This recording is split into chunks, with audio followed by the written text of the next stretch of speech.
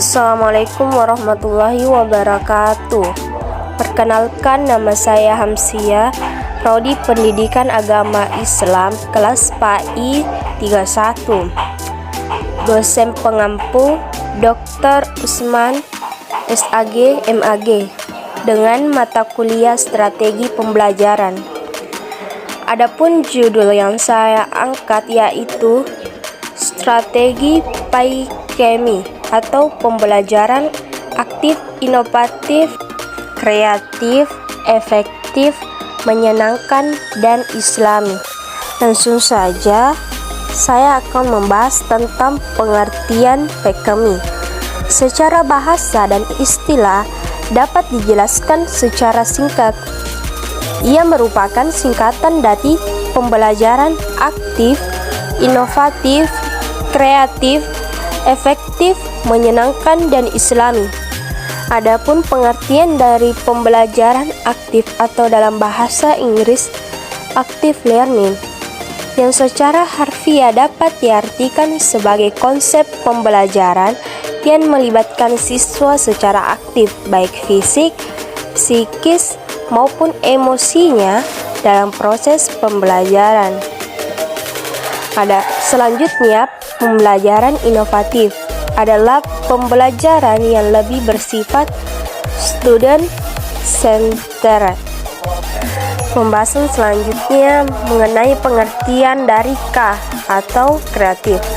Menurut para ahli, pengertian pembelajaran kreatif adalah proses belajar yang berlangsung seumur hidup atau long life education pada setiap orang.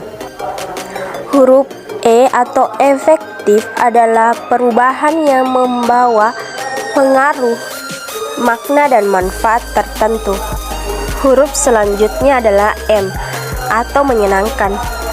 Pembelajaran dikatakan menyenangkan apabila di dalamnya terdapat suasana yang rileks, bebas dari tekanan, aman, menarik, bangkitnya minat belajar, adanya keterlibatan penuh, perhatian peserta didik, tercurah, lingkungan belajar yang menarik, bersemangat, perasaan gembira, konsentrasi tinggi.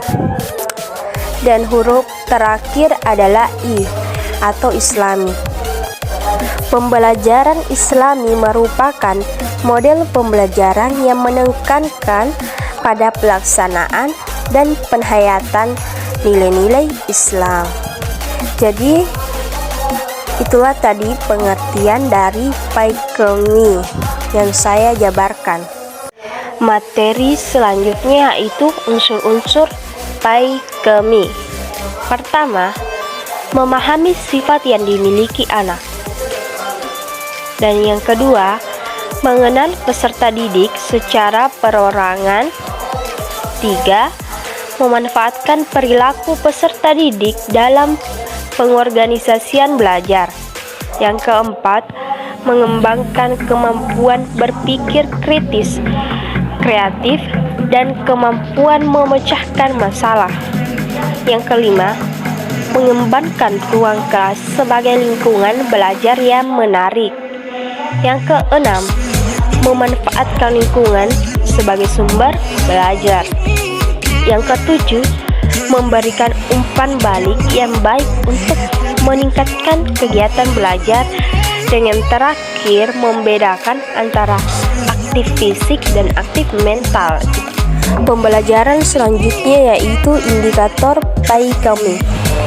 Ada 11 indikator atau tolak ukur bahwa pembelajaran dapat dikategorikan sudah PAI-Kemi, yaitu 1. Metode pembelajaran.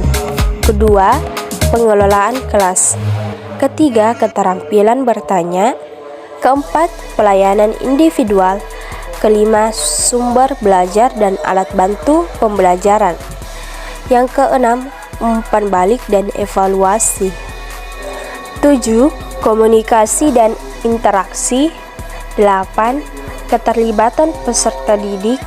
9. Refleksi. 10. Hasil karya peserta didik. Dan yang terakhir 11. Hasil belajar. Terakhir, implementasi PKMI. 1. Memahami sifat yang dimiliki anak. 2. Mengenal anak secara perorangan. Ketiga, memanfaatkan perilaku peserta didik dalam pengorganisasian belajar. Keempat, mengembangkan kemampuan berpikir kritis, kreatif, dan kemampuan memecahkan masalah. Yang kelima, mengembangkan ruang kelas sebagai lingkungan belajar yang menarik. Yang keenam, memanfaatkan lingkungan sebagai sumber belajar. Dan yang ketujuh, memberi umpan balik yang baik untuk meningkatkan kegiatan belajar. Itulah pemaparan dari materi PKMI atau pembelajaran aktif, inovatif, kreatif, efektif, menyenangkan, dan islami. Sekian dari saya, mohon maaf jika banyak kekurangan.